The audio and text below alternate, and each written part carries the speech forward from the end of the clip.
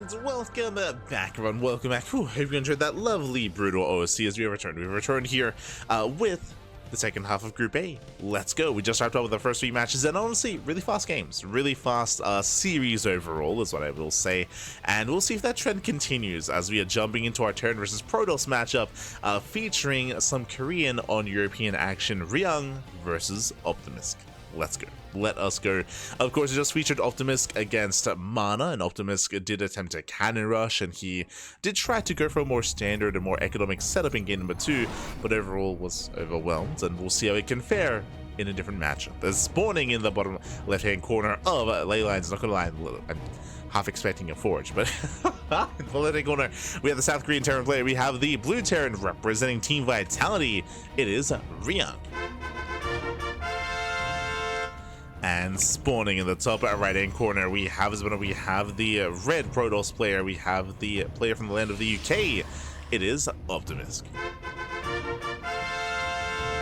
Let us go. As we are settling in. And again, Ryung coming in as one of the few Koreans to travel to HomeStory Cup. It was Ryung, it was Xian, and LunaC. LunaC kind of offering a bit of translations as he is a little bit more well-versed in English, so he was able to translate for Xian when it came to interviews. So it was great to see them coming together as one. Likewise, Ryung, though he was also there, Team Vitality did send a couple of their boys abroad to travel to compete, and they did quite well for themselves. But we'll see how you can compare to OpTiMiStC. Let's go. Let us go. Meanwhile, a big shout out to Holy Lime 23 in the chat. God, thank you so much. Thank you so much for support for 29 months, Papi. Oh my, that's a lot of months. That's a lot of months. That's so much support. Thank you. Thank you so much for the Twitch Prime. We appreciate it. We appreciate it as always. Hope you enjoy the content, the casting, and the StarCraft. Hope you enjoy. As for now, Gate expanded to Cybercore. We have a bit of a more economic opener here out of OpTiMiStC. Likewise, we do have double gas out of Ryung, which means faster factory. It means delayed CC, so more tech heavy style here by Ryung. Now Ryung, he is one of the players that is willing to go for these 2 base all-ins in this matchup, so we'll keep an eye on Ryung. It is a little bit too early to really commit to saying that, but double gas means a more aggressive start to begin with. Should still expand, don't get me wrong. Technically this could turn into a 1 base all-in, but we should be seeing a CC thereafter. Should be seeing a command center.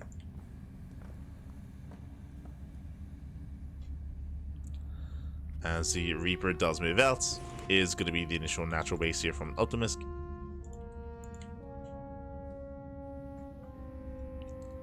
And Ryung will expand. There we go. CC on the low ground. We're waiting to see the add-ons here. We can go Reactor Reaper Hellion, we could open up faster Tech Lab, we can go faster Starport into Hellion into add-on swap, we can go Hellion into Widowmine. So we'll keep an eye on Ryung. For now though, Stargate opener out of OpTiMiStC. Okay, this is a rare sight. Stargate openers are typically very map dependent and map specific. We see Stargate play on maps like, oh my god, blanking a little bit here, on larger maps like Maganatha, for example, or on specific maps like Torches. There we go. Torches, don't cast StarCraft for a day, you start forgetting the maps, the names of the maps. But Torches, of course, has a short rush distance by air, so Stargate plays a little bit more viable on that map, for example. Seeing it here on Leylines feels risky. There's a reason why Stargate openers fell out of favor and fell out of meta in PvT, especially on standard maps and on smaller maps as well, just because of how aggressive and how much you can punish a build like this. Stargate openers typically don't really help you too much against aggressive builds on 2 bases. Ryung scouts. Yeah, he does see, he is aware of the Stargate. How does he respond? Second racks. He already has his 1-1-1 setup.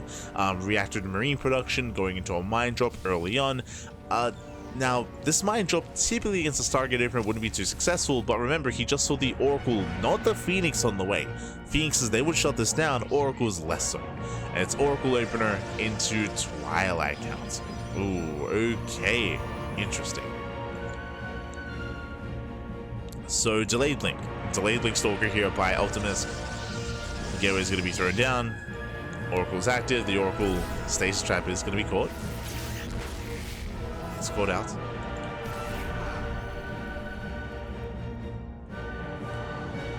Nice catch by Ryung. The Oracle isn't getting much done. Everything is building up. We do have a Phoenix on the way. We do have the mine drop staying at home, actually. Not moving out, so he does respect the potential of Phoenixes. True. Does respect.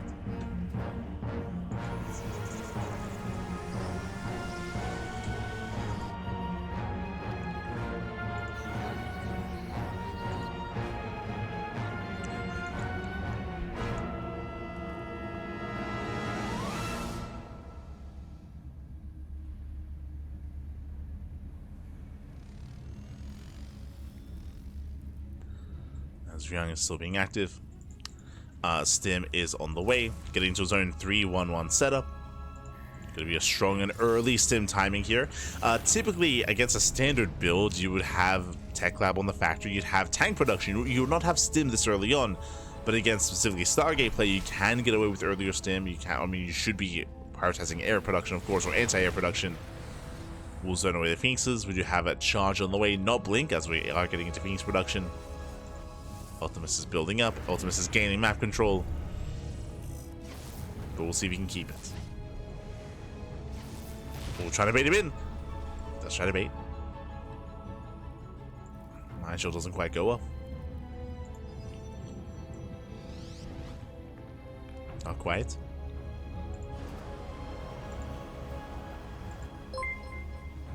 And behind this, he does hold on his 2 bases, waiting for his upgrade to kick in.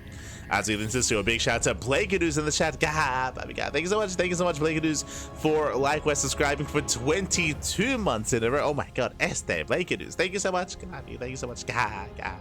Always for the support, whether it's with subscribing or I want to say in the last in our last stream, you also gave us 100 bits as we were logging off, as we were signing off as well, which I felt bad by because we didn't get to give you a shout out. But thank you. Whether it's for subscribing or for some of the bits as well, thank you. Do appreciate it. Ooh, as Optimus, he's engaging at a time. Water mines are ready. Mine's just about to go off. Ooh, brutal connections. Insane connection. Oh god. Zealots go down. Phoenixes go down. And Optimus, he will lose almost everything. That was a brutal fight.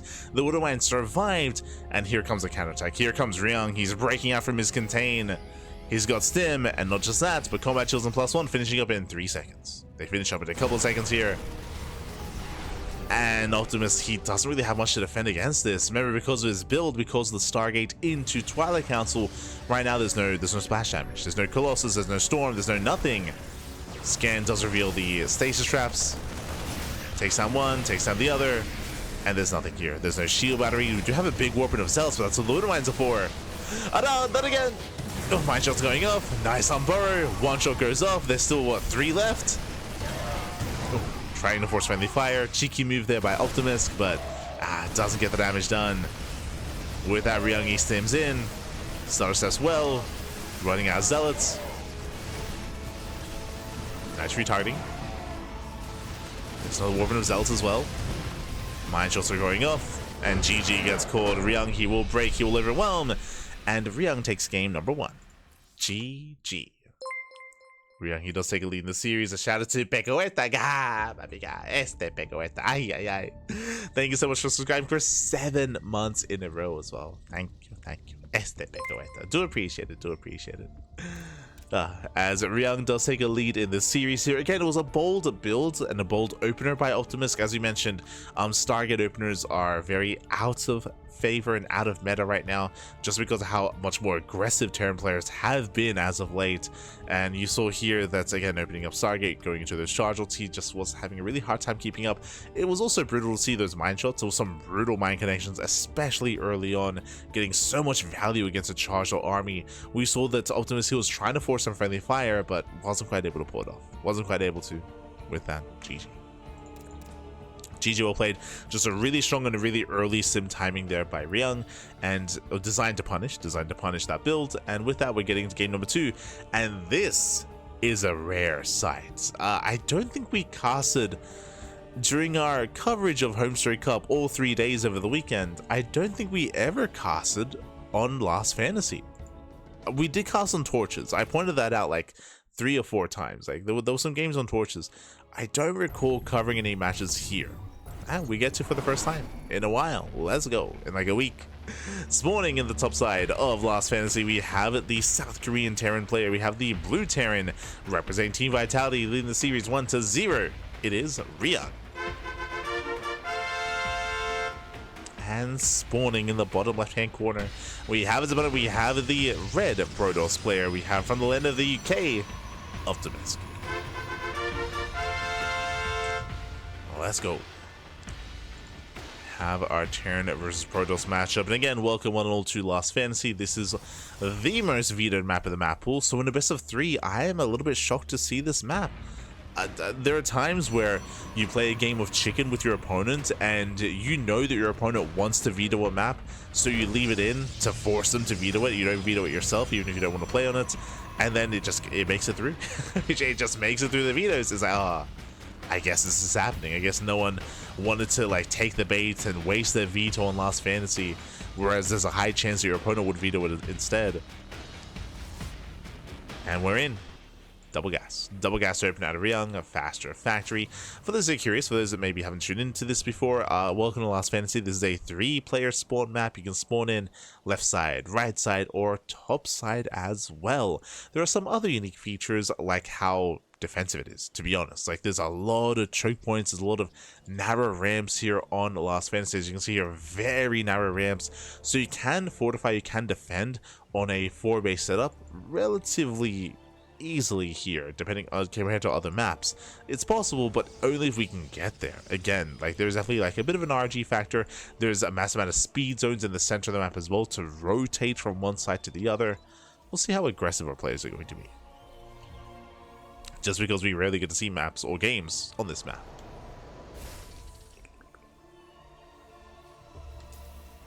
Now again, we just see Ryung going for his factory with that double gas.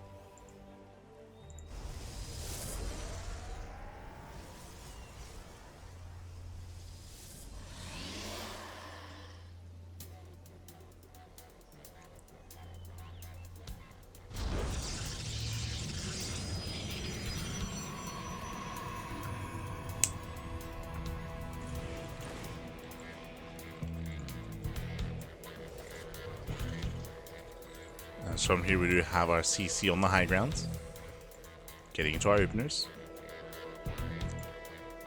So far so good.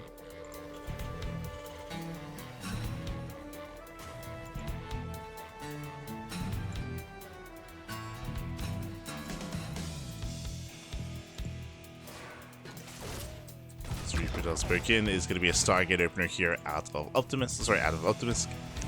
Opening up Stargate once again. Okay. Let's go. Ryung does scout. Ryung does confirm. Is aware of the Stargate.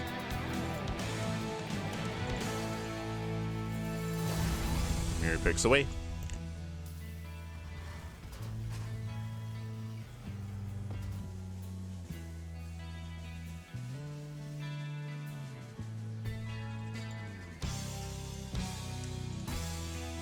Does pull away.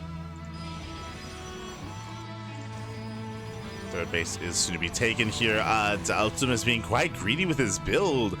So Gate, Cyber into Stargate, into Twilight Council, into a third. This is insane greed. Jesus. Okay. Ryung going for his own 1-1-1 setup here, but again, we are cutting so many corners. We're doing so much here on a single gateway. That is insane. Okay.